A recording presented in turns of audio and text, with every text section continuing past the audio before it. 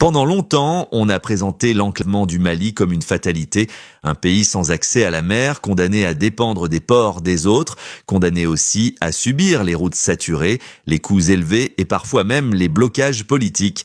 Mais cette réalité est en train de changer. Et peut-être plus vite que certains ne l'avaient imaginé.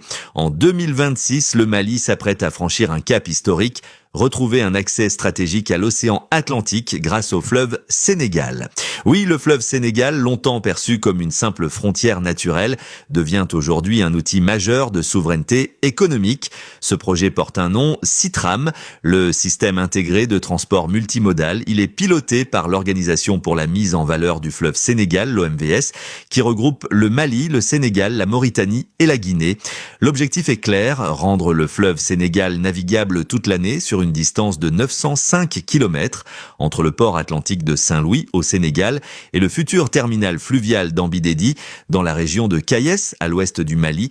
Concrètement, cela signifie que les marchandises arrivant de l'Atlantique pourront être acheminées directement au cœur du territoire malien par voie fluviale sans dépendre uniquement des corridors routiers. Le calendrier est désormais connu. La première phase des travaux débutera en avril 2026. La Sogenav, la société chargée de la navigation fluviale, a reçu mandat pour engager les opérations essentielles. D'abord, le dragage du chenal afin de garantir une profondeur suffisante pour le passage de convois pouvant atteindre 2500 tonnes.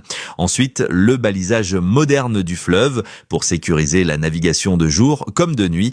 Enfin, la réhabilitation des escales fluviales avec des quais, des zones de stockage et des infrastructures logistiques adaptées. Ce n'est pas un projet symbolique, c'est un projet technique, structurant et durable.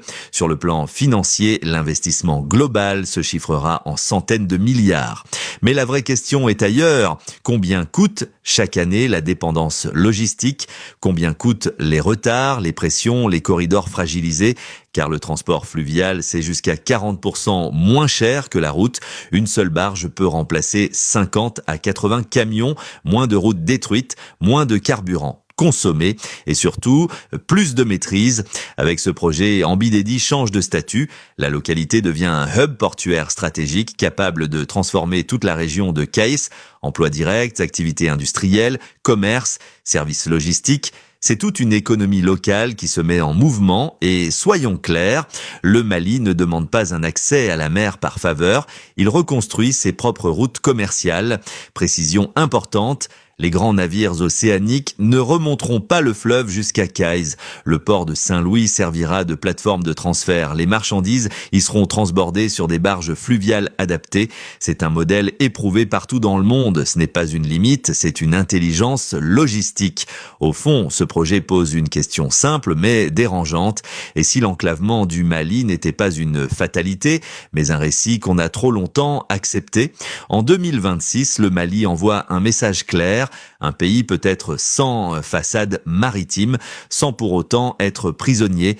Le fleuve Sénégal devient alors plus qu'un fleuve. Il devient un canal de souveraineté, un canal de résilience, un canal d'avenir. Le Mali ne rêve plus d'accès à la mer, il est en train de le construire.